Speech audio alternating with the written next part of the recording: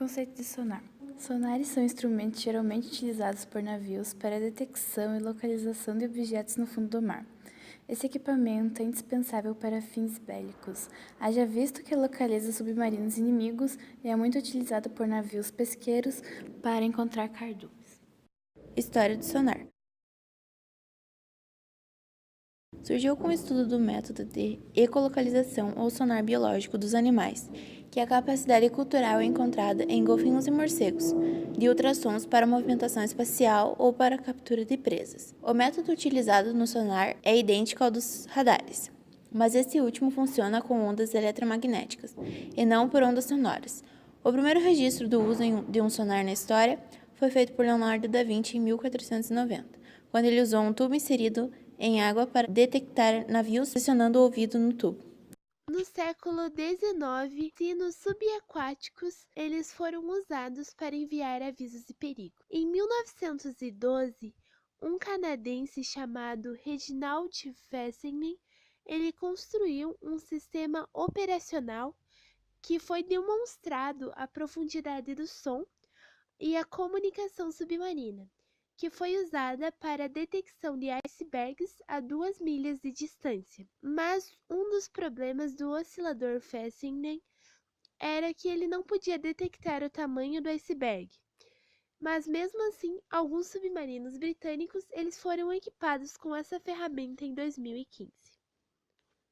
Finalidade de determinação da profundidade oceânica, captador de obstáculos e os mais atuais permitem gerar imagens em preto e branco no fundo do oceano. O princípio de funcionamento desse dispositivo tão interessante está concentrado no fenômeno de reflexão que a onda sonora emitida por ele apresenta. No robô, o tipo de sonar utilizado é o sonar ativo, onde ele mesmo emite sons e é capaz de captar os ecos e identificar os objetos ao seu redor. Esse tipo de sonar não é somente utilizado por pessoas, mas também como animais e humanos, para identificar o mundo ao seu redor, no sistema de ecolocalização, geralmente utilizado por morcegos e golfinhos.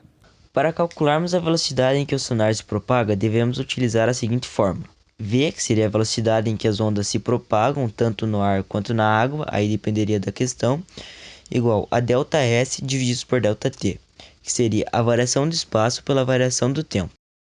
E basicamente, continuando, você teria que passar a velocidade multiplicando a variação do tempo. E com isso você dividiria o resultado em duas partes, pelo fato de que as ondas do sonar elas têm que ir e voltar. E isso resultaria na velocidade em que as ondas vão até o objeto e voltam.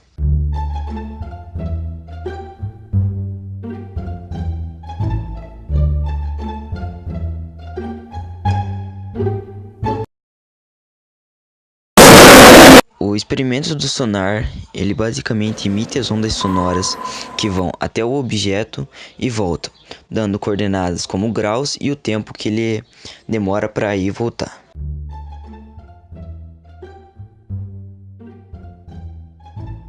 Diante de uma grande parede vertical, um garoto bate palmas e recebe o eco um segundo depois. Se a velocidade do som no ar é 340 metros por segundo, o garoto pode concluir que a parede está situada a uma distância aproximadamente de...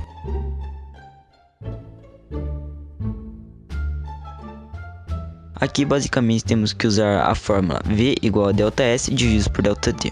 A velocidade enunciado dá que é 340 metros por segundo. A distância ele não dá, a variação do tempo ele dá que é 1 segundo. Basicamente a gente tem que passar o 340 metros por segundo multiplicando por 1. O resultado 340 metros por segundo. E com isso dividir por 2, pelo fato de que o som ele vai até o objeto e volta. Então 340 metros por segundo divididos por 2 igual a 170 metros.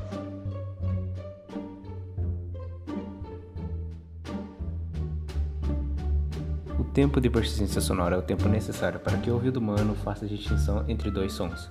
O eco ocorre quando o som emitido por uma fonte é refletido por um obstáculo e percebido pela fonte em um tempo superior ao da persistência sonora, que é de 0,1 segundo.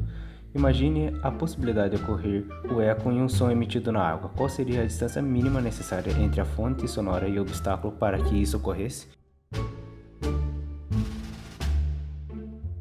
Para resolvermos esse cálculo, devemos considerar o eco como uma distância de ida e volta, ou seja, 2. Ou seja, a velocidade do som é igual a 1500, que é igual a 2 vezes ΔS dividido por 0,1. Trocando de lugar, resulta em 2 vezes ΔS igual a 1500 vezes 0,1, gerando em 2 vezes ΔS igual a 150. Passando o 2 que está multiplicando para o outro lado, gerará em ΔS igual a 75 metros.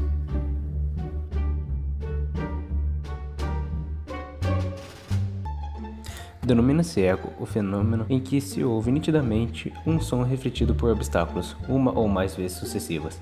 Sabe-se que o ouvido humano só distingue dois sons que se sucedem no intervalo de tempo igual ou superior a 0,1 segundo. Considera-se que a velocidade do som no ar seja de 350 metros por segundo. De posse desses dados, pode-se concluir que uma pessoa ouve o eco de sua própria voz se estiver afastada do obstáculo refletor em, no mínimo... Bom, para calcular isso, devemos considerar a distância do eco igual a velocidade vezes o tempo, ou seja, 350 vezes 0,1, que resulta em 35 metros, mas como o eco é ida e volta, precisamos dividir por 2, resultando em 17,5 metros.